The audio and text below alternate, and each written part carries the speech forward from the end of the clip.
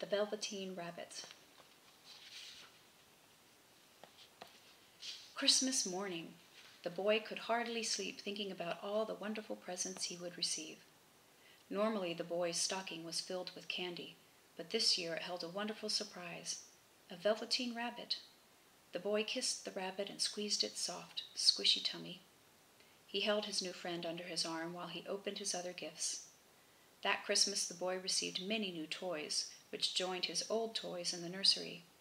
With so many new toys, the boy forgot the Velveteen Rabbit for a time, but the rabbit did not forget how nice it felt to be held in the boy's arms. The nursery was filled with many different sorts of toys. There was a shiny toy soldier, a bright sailboat, and a car that buzzed and moved.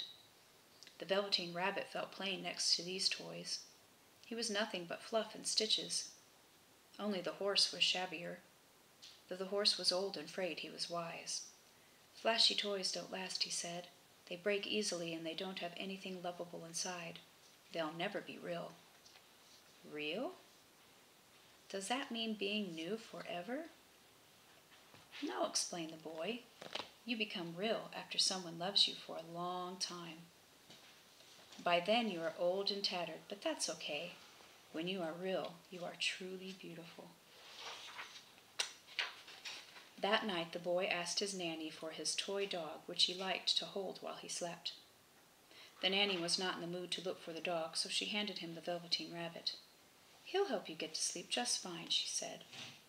The boy took the rabbit and held him tightly next to him. The Velveteen Rabbit fit the crook of his arm much better than the dog, and the boy fell asleep quickly. The rabbit was a bit squashed, but he didn't mind. He loved being held so closely while the boy slept. All of the toys in the nursery, the Velveteen Rabbit felt he was the most special. From that night on, the Velveteen Rabbit looked forward to bedtime when the boy would hug him.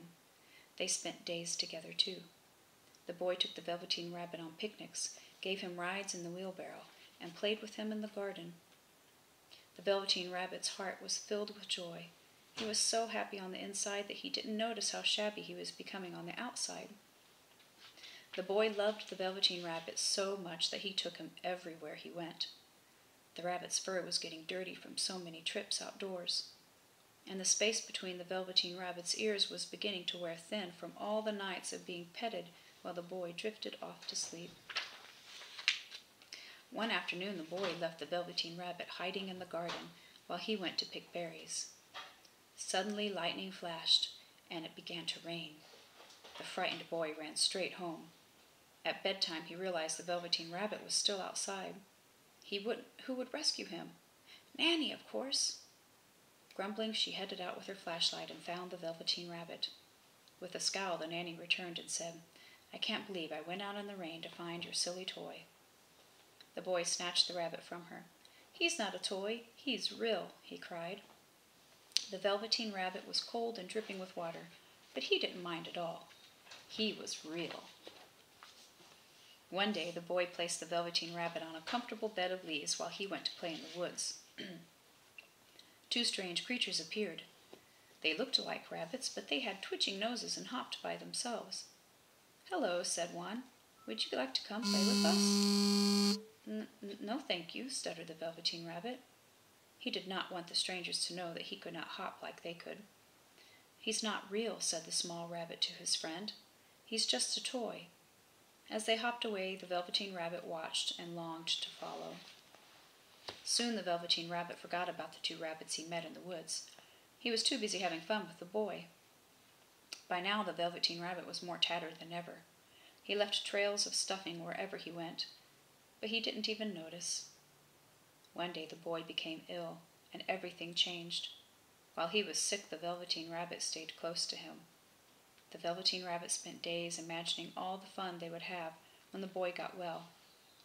Each night he whispered his plans into the boy's ear. The Velveteen Rabbit was sure he would make the boy feel better. With the help of the Velveteen Rabbit, the boy got better. For a while things were wonderful, and they spent their time together. And they spent all their time together. Then something terrible happened. The boy and his family went on vacation, but the Velveteen Rabbit was left behind.